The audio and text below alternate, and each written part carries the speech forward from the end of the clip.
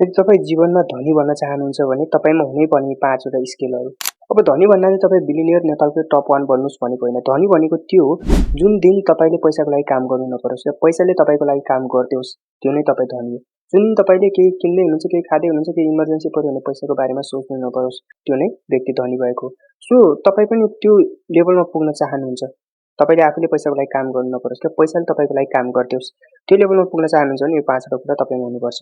पहिलो छ communication skill. बोल्ने त सबै बोल्छ हेर्नुहोस्, तर कुन ठाउँमा को व्यक्तिसँग, कस्तो मानिससँग कसरी बोल्ने, के बोल्ने, कति बोल्ने र कति नबोल्ने र कहाँनिर कसरी बोल्ने, यो कुराहरू तपाईँले सिक्न एकदमै जरुरी छ।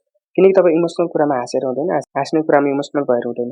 सो कम्युनिकेसन कहाँ, कसरी, कतिखेर, कुन र किन, यो कुराहरू र किन बोल्ने, यस्तो कुराहरू तपाईँले बुझ्न जरुरी छ र आफ्नो कम्युनिकेसन स्किल सुधार्न जरुरी छ। किनकि अहिले तपाईँले हरेक कुरा सेल्स गर्नुपर्छ क्या। सेल्स बिना तपाईँ सफल हुँदैन र सफल सेल्स गर्नको लागि कम्युनिकेसन चाहिन्छ।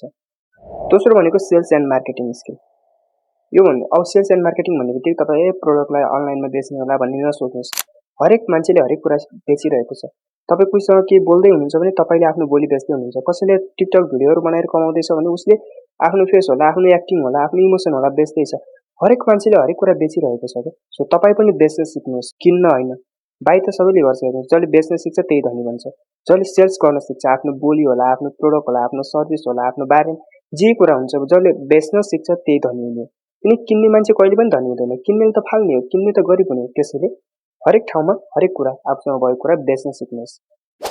तेस्रो छ मनी म्यानेजमेन्ट स्किल। पैसा कमाएर मात्रै पनि हुँदैन, कहिलेकाहीँ यस्तो सिचुएसन, यस्तो समय आउँछ तपाईँले करोडौँ कमाउनु होला, तर त्यो करोडौँ गुमाएको पनि थाहा पाउनु हुँदैन।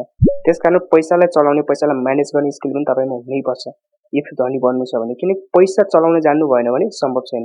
किन गाडीमा बिग्रेको इन्जिन हाल्यो भने गाडी चल्दैन नि त होइन। गाडी चल्नको लागि इन्जिन चाहिन्छ। सो मान्छे चल्नको लागि, मान्छे धनी बन्नको लागि पैसा चाहिन्छ। पैसा मान्छेको इन्जिन हो भने त्यो इन्जिन त राम्रो हुनु पर्यो नि, त्यसलाई त म्यानेज गर्न जान्नु पर्यो, म्यानेज गरेको हुनु पर्यो, चिटिक्क पारेको हुनु पर्यो नि। सो त्यो चिटिक्क पार्ने स्किल त सिक्नु पर्यो नि तपाईँले। त्यसकारण धनी बन्नु छ, मनी म्यानेजमेन्ट स्किल सिक्नुहोस्। चौथो छ digital and AI skill. Digital भनेको एकदम परिवर्तन भइरहने दुनिया हो, त्यसैले परिवर्तन भइरहेका कुराहरू सिक्दै जानुहोस्। अहिले एआई छ, एआई सिक्दिनुहोस्। भोलि अर्को आउला, अर्को सिक्दिनुहोस्। जति परिवर्तन हुन्छ त्यति सिक्दै जानुहोस्। पाँचौँ छ डिसिप्लिन र कन्सिस्टेन्सी। अब तपाईँले सबै कुरा सिक्नुहुन्छ, सबै गर्नुहुन्छ, तर तपाईँमा निरन्तरता, धैर्यता छैन भने काम छैन। तपाईँमा अनुशासन हुनु पर्यो, डिसिप्लिन र निरन्तर गरिरहनु पर्यो कि तपाईँले। डिसिप्लिनका साथ मोटिभेसनले कहिले पनि सफल हुँदैन मान्छे। किनकि मोटिभेसन त एकछिन आउँछ, अर्को दिन हराउँछ। एकछिन पुरा जोस आएर आउँछ, यस गर्छु म, खत्रै हो भन्ने हुन्छ, खत्रै गर्छु भन्ने हुन्छ, अर्को दिन हराइदिन्छ। त्यसकारण डिसिप्लिन हुन जरुरी छ र निरन्तर एउटै फ्लोमा एउटा काम कन्टिन्यू गर्नुभयो भने अवश्य तपाईँ सफल बन्नुहुनेछ र धनी बन्नुहुनेछ। तपाईँले पैसाको लागि होइन, पैसाले तपाईँको लागि काम गर्नेछ। यो 5 वटा कुरा आफ्नो जीवनमा अपनाउनु होला। यस्तै भिडियोको लागि सब्सक्राइब गरेर पनि जोडिनु होला। हस्त, धन्यवाद।